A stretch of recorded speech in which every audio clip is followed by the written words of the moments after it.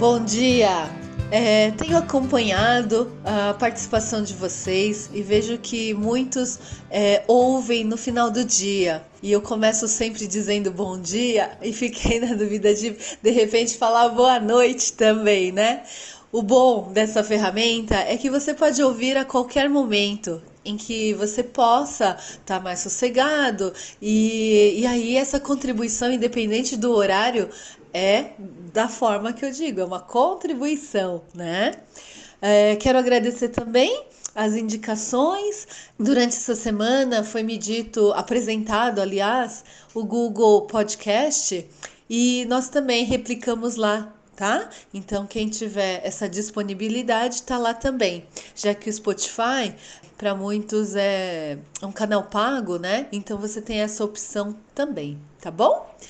Vamos lá. Ontem nós dissemos sobre a persona, definimos um personagem a nível de exemplo, listamos todas as características que ele tem para facilitar essa visualização realmente do profissional como exemplo, tá? Mas dentro da loja tem vários tipos de cliente e a gente pegou um apenas para usar de exemplo.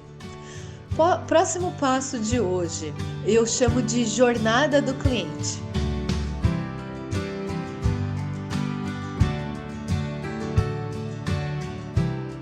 Então, naquele exemplo de ontem, que é um pedreiro, que a gente colocou o nome de Joaquim, eu acho.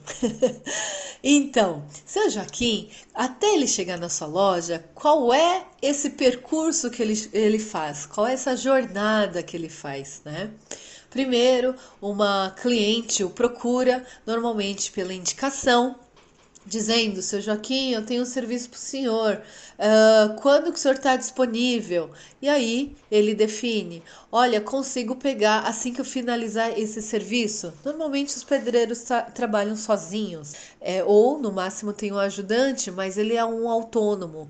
E aí ele começa a se programar, vai lá, faz uma visita, visualiza tudo que precisa e no mesmo momento já vê se é possível amarrar com outros serviços para aproveitar e finalizar. Muitas das vezes o pedreiro ele é chamado para aquele item apenas, mas por trás daquilo tem outros serviços que precisam ser feitos antecipadamente.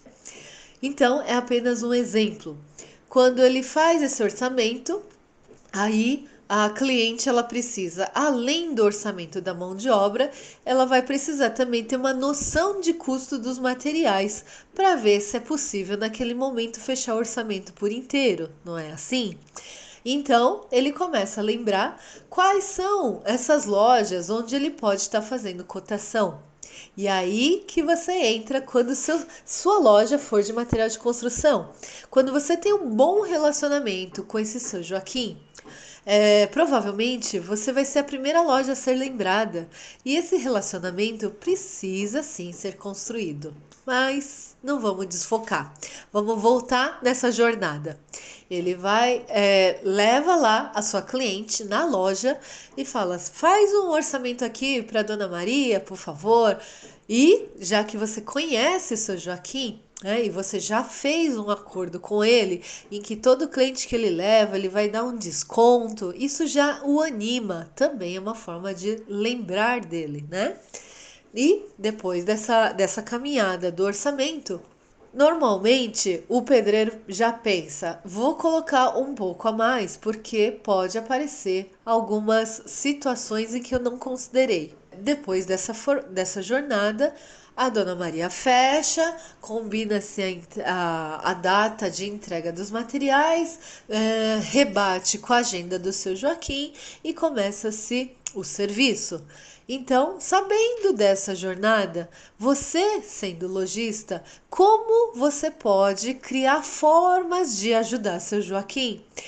E nesse exemplo que eu peguei, tipo, se ele economizar até as pernas, não tiver que ir até a sua loja, como seria para no primeiro passo conseguir fazer o levantamento do orçamento da Dona Maria sem ter que ir aí?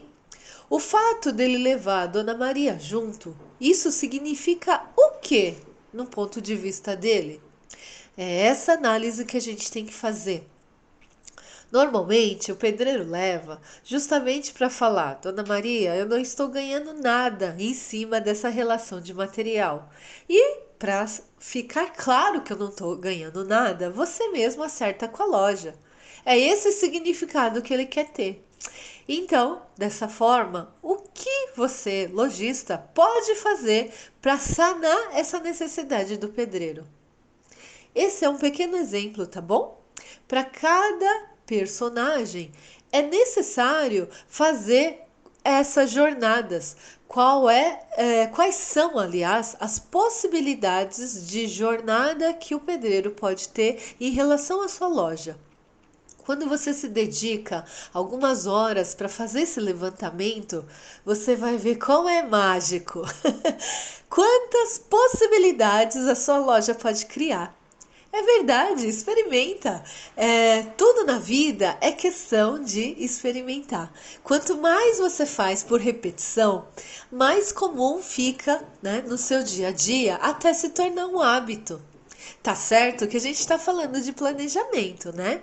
Planejamento a gente só faz normalmente uma vez no início do ano. Quando não, tem grandes empresas que fazem dois planejamentos no meio do ano e tal.